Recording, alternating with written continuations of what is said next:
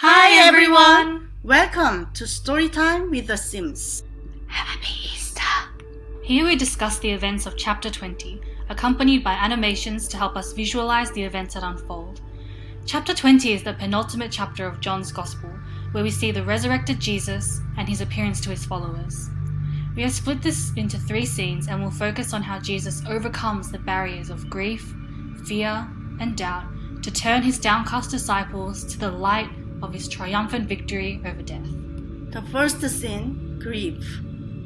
It starts at the crack of dawn, when it's still dark. Mary Magdalene is making her way to Jesus' tomb with a heavy heart when she sees something disturbing. The stone has been removed from the entrance. Not knowing what to do, she runs to find the disciples and tells them of this news.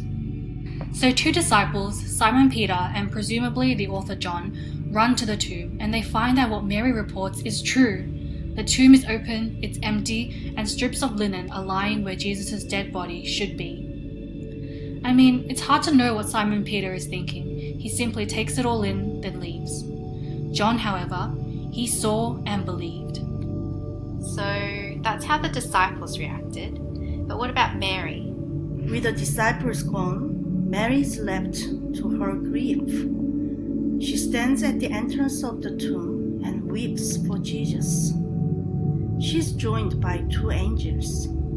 John doesn't say she's startled.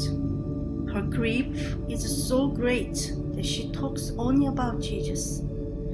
They have taken my Lord away. And that's when Jesus comes in. Yep, but whether it's due to the impossibility of the situation or her grief, Mary's vision is clouded. I mean, she actually mistakes him for a gardener, imploring him to let her know where Jesus' body has been taken so she herself can retrieve it. Jesus doesn't correct her, doesn't start explaining the situation. He simply calls her name, Mary. At this moment, Mary's eyes are opened, and she turns towards him and cries out, Rabboni, which means teacher in Aramaic. Jesus tells her to testify to the disciples, and she goes and tells them joyously, I have seen the Lord. And so, Jesus helps Mary overcome her grief and turns her sorrow into joy. The second scene, fear. John then takes us to the disciples, huddled together with the doors locked, heads down and voices hushed, paralyzed by the fear of persecution from the Jewish leaders. Their Lord was gone. They had no direction, and they were terrified that the same fate awaited them. Yeah, and this oppressive atmosphere is something that we can all relate to now. Locked up in our homes, unable to go outside for fear of harm, uncertain about what's to come, and it's into this situation that Jesus walks. And this is a locked room, no way in or out. Yet Jesus walks in, physical walls no barrier to him. So, you can imagine the disciples' shock, confusion, and fear. Jesus, knowing the chaos playing in their hearts and minds, says, Peace be with you. He shows them his hands and his side where he had been pierced. The disciples are overjoyed.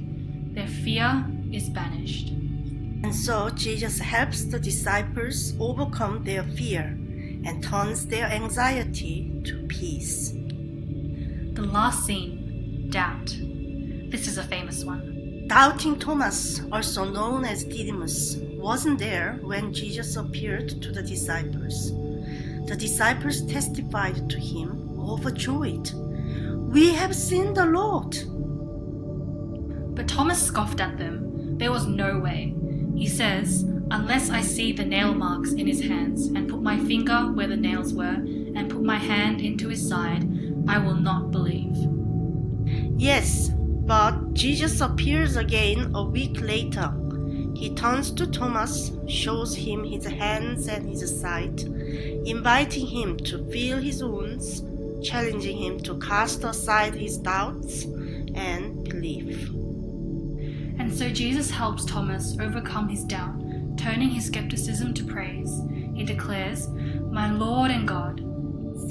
that's the end of this passage, but we don't want it to end here for us. We want each of you to think, what does this mean for me? Well, we see that even when Jesus stands right before us, we can fail to see him. We can be so caught up in our grief, our fear, and our doubt that we fail to recognize Jesus even as he speaks to us.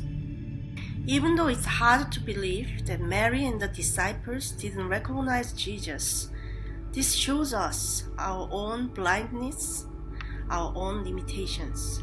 But there is hope for us. Yes, that's because it's Jesus who overcomes these barriers. That's why he came to the earth and why he suffered as he did. Jesus came to free us from our sin, from grief and fear and doubt. We are free to see him, to experience true joy, receive his peace, and live in faith. Exactly. The world seems bleak and dark, and it can be hard to see anything in the face of such uncertainty. Yet Easter reminds us that this is not the end. Jesus has overcome.